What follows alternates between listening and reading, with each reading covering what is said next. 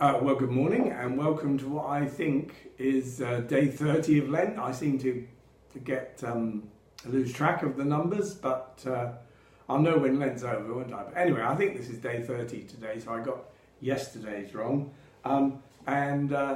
This is what you might have seen in the background. I put a note on my posting saying, did you spot what was in the background? There was a Starbucks cup on the top there, but the rest are these cups from Kingdom Coffee, which we get at church.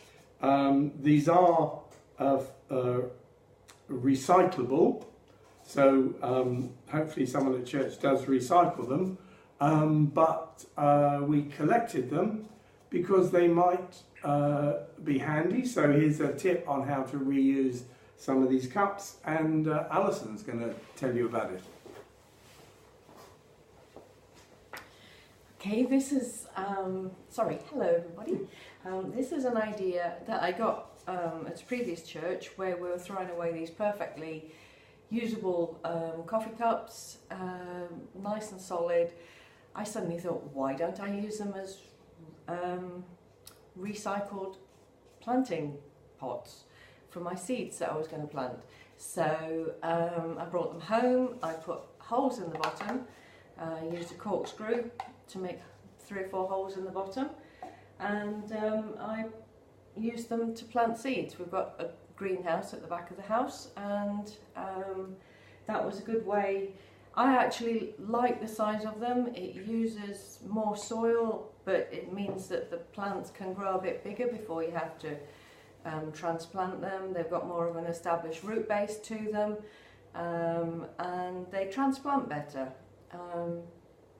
So that's the idea. I want to grow some tomatoes, I want to grow pumpkins, courgettes.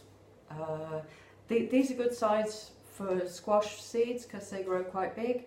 I want to grow marrows. I also want to grow runner beans, and again a good size for the beans because they grow quite, the tap roots go quite deep and grow quite quickly. So that's something that I want to use. Another thing that I'm playing around with at the moment is what kind of soil to plant the seeds in, because I've grown up thinking that whatever it is, it's got to have the right name on the packet. It's got to say seed compost, and you go and you buy it from a garden centre, which means it comes in plastic again.